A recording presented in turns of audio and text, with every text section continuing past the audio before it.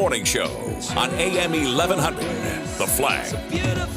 It is time for the CEO Spotlight. It's brought to you every week by Vaaler Insurance. When it comes to protecting your business, nobody beats Vaaler. Their employee benefit specialists work closely with your employees to make sure they see the full value of the benefits that your organization provides. Doesn't cost a penny to ask some questions. To set up a visit, go online to Vaaler.com. That's VAALER.com. We're talking commercial real estate today, and I'm very interested in this conversation because we've talked a lot about real estate and what are things going to look like in the days to come. And there's a lot of conversation these days about with the coronavirus and maybe other viruses that will come at some point. Gosh, I can't even believe I said that, right? Somebody throw something sharp at me for even implying that we might see this again. Fair duck, Of course we Alex. will. Oh, This one works so well. Why wouldn't they try it again? Heck seriously. yeah, let's bring it back. So, been thinking a lot about that. And are people going to want to go to a location to do business? And a lot of people say, hey, the future's very bright. Others say, oh, it's not so sure. So we thought we would bring in someone that could talk a little bit about that. And oh, by the way, he's also fairly new in this business venture as well. So lots of fun to have today on the program. Jim Buus of JBC Commercial is with us here on the program this morning. Hi, Jim. How are you? Hey, I'm doing great. Thanks for the invitation. We appreciate so much that you came by. Thanks for doing it. Great to see you. Congratulations on your new business. The name Jim Buus is obviously a familiar one to many of us in the community, but you decided to kind of put out your own shingle here not too long ago. Tell us about that. Yeah, it's been almost a year here. I had 1 year ago, I had 23 years of experience in the commercial real estate industry, so now about 24 years. Okay. And my whole career, almost 30 years, has been in some kind of commercial real estate or community development related role. So I've been doing this stuff a long time. For a couple of years, I had thought about going off my own, doing a little bit smaller, more boutique style firm. And last year, the timing was right.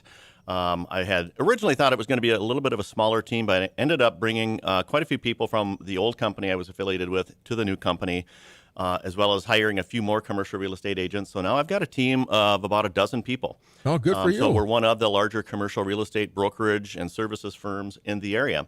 And we're less than a year old, and it's been a challenging year, as you alluded to, with a lot of weird stuff going on in the larger economy and around the community. And it's therefore the first year of a startup has not been without its challenges, but we're still here and we're going strong. Yeah, great. So tell me a little bit about this particular business. Why did you want to get into this line of work back 30 years or so ago when you did? That's a good question, and I would say go back in time about 29 years, so back to 1991 when I was coming out of college. The country was in a recession at that time, and the Fargo market was not like it is today. It's a dramatically different community now, much more vibrant. The average age has come down, much more to do from a social and amenity standpoint. 30 years ago, that wasn't there. So when people our age were coming out of college or high school, Fargo didn't have the cool factor it has now. And at that time, as my sisters moved away to bigger communities and all of the friends that I went to high school with and a lot of the people I was graduating with college with all had to move away to Minneapolis, to Denver, wherever. And I said, I'm going to really focus my career on a community development aspect to try and grow this community in this region. I've worked in economic development, community development, Chamber of Commerce work, and like I said, now 24 years in commercial real estate, which again is involved in the physical community, buildings and building buildings, renovating buildings, and helping businesses grow by meeting their space needs. So for whatever reason, that was a calling for me back in the day to really do what I could to help this community, and I'm very proud of what I've been able to do, my little role that I've played in not only the Fargo market, but in more recent years, also the Detroit Lakes, Minnesota market. We've been doing a lot of work on there as well. Guess what I was just going to ask you about? Because I see your name here and there, Jim, and I mean, watching what you guys have been doing on Washington Avenue in Detroit Lakes and the Lakes area, it's happening there too. Yeah. Well, I was going to ask you that when you're coming out of college, you're kind of, most people are in the mindset of and I love Robert Kiyosaki's book, Rich Dad, Poor Dad. Mm-hmm. And he talks about, people don't think about real estate. They don't, I don't go to college to become a real estate agent. I can come out of high school and go do that studying and take that course and get that thing.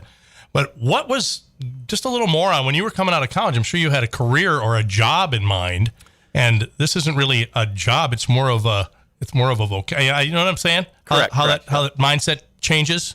Yeah, correct. Being a real estate agent or broker is much more of a practice than an actual job. You're right. Great word. Yep. But back to your question, maybe again, as a young adult, what was motivating me? I don't know how I can really explain that any more than I just did.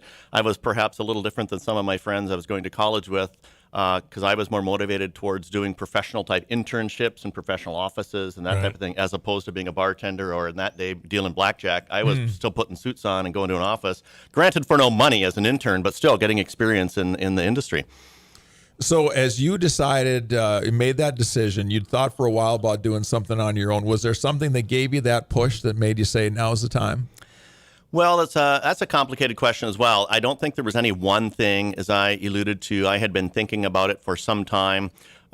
Anyone who spends 23 years in the same company, in the same office, in the same general role, I think needs to reinvent themselves from time to time, just because your practice and your style, your pattern gets a little stale after a time. So this was an opportunity for me, and again, the team who came with me from the old company, to really reinvent ourselves personally and reinvent the business model. We're doing conducting just the operational side a lot differently than we were at the old place. More efficiencies, more technology, all that type of thing. So we really recreated ourselves into a really state-of-the-art commercial real estate services firm. Tell me how you try to create that business where people want to come to work. Everybody is trying to either recruit good employees, retain good employees, or maybe a little bit of both. What do you do at JBC Commercial to try to make sure that JBC Commercial remains a really great place to work? You know, I think culture is the key word. Maybe that sounds a little cliche because probably a lot of people say that, but it is the truth. And when we hire people, even from interns, we're very sensitive to the fit and the culture. And that doesn't mean we want everyone to be the same. It's quite the opposite. I really respect a diversity of ages and opinions in the office, but the culture is the key word. To us, it comes back to a more laid-back work environment. Most everyone wears jeans and sneakers to the office. We openly have wine parties on Friday afternoons at 3:30 or 4 o'clock. Alex, can I come? No, you can't. You can't leave I'm not here, doing Alex. my wine tastings anymore, so I've got a void at 4 o'clock on Fridays now. Okay, well, we can probably All work that in. right. It's kind of an open invite. Perfect. And we like to have fun. And it's almost everyone in my crew refers to it as a family. It's not like they're going to work. It's going to the family and hanging with their friends and family. And it's a hard thing to create sometimes, but we've done it, and we try to really have that fun, casual work environment, respect people, and empower people. It's a lot about empowerment. We've got a lot of female professionals in the office that didn't fit in different workplaces that they do fit in and are empowered in our work environment. So that's a really interesting thing we're proud of. So for a young person who's maybe thinking about this field, what makes a good commercial real estate professional? You know, I think it's an extroverted personality. It's a drive to succeed. You have to be a self-starter.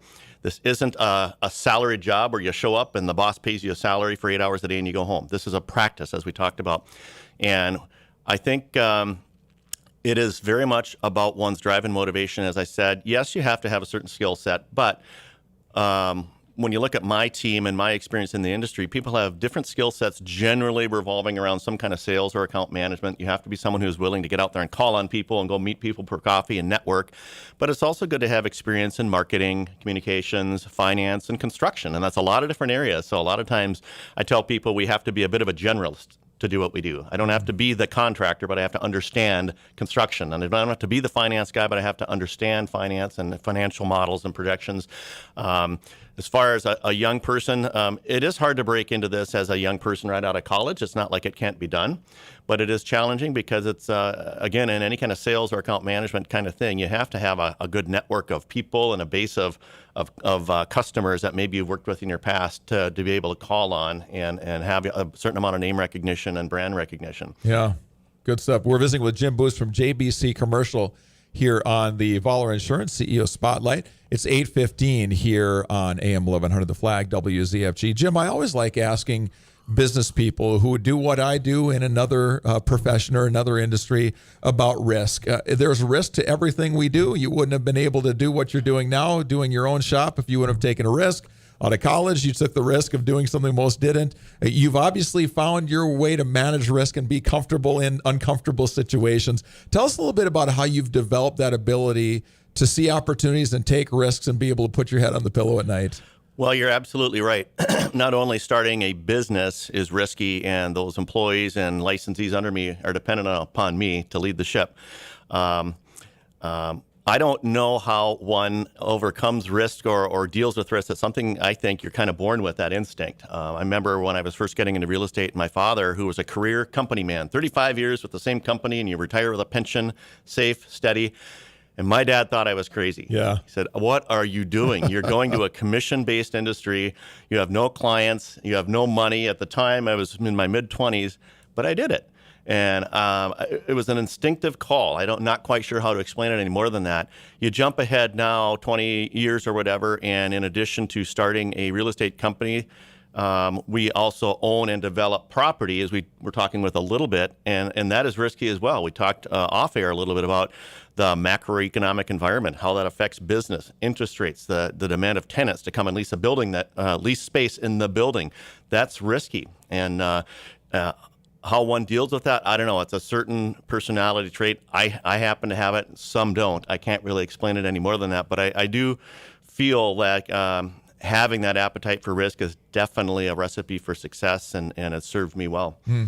Tell me a little bit about commercial real estate. We're all wondering what the future is going to look like. A lot of people are saying, I don't want to go back to going to an office. I like working from home, and there's going to be more and more of that, maybe especially in some of the bigger cities. What do you think the future of commercial real estate is? And is it different in Fargo than it is in maybe New York City? Yeah, right. That's the broader million-dollar question that I get almost every day. First of all, yes, it is different in a small Midwestern market like Fargo as opposed to New York City.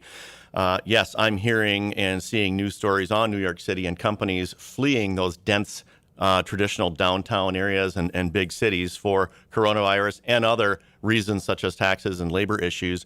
As far as specific to the Fargo market, yeah, I have this conversation every day. People say, what is going to be the real estate market 1 year and 3 year and 5 years from now? And the answer is, I don't know. This has all got to shake out. As we talked about, there's a lot of weird things going on in the economy right now. A couple of the trends are, yes, people were working from home. This happened very quickly back in March when offices started closing by either state mandate or voluntarily to minimize the spread of the virus. And I've had people come to me and say, boy, I missed the camaraderie of the workplace. I can't stand working from home. Then I talk to the next person 10 minutes later and they say, boy, this really worked well, this working from home thing. My company got me set up with the interactive technology and it's really efficient. So I hear both sides of the table.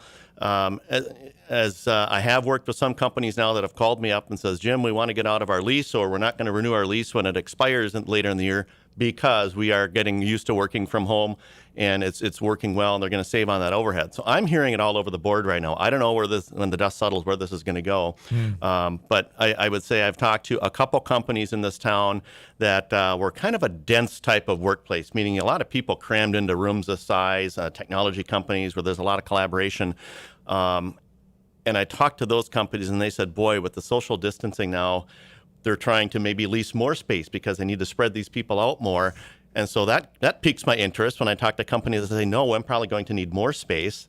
But on the same hand, I talked to a company an hour later that says, no, I'm going to need less space, or maybe I was in 5,000 square feet before. Now I'm only going to renew my lease at 2,000 square feet because of the new systems that I've created. So I don't know the answer how this is going to shake out. We're doing our best to understand it, study it, and deal with it as best we can. Ultimately, we got to serve those businesses and meet their needs.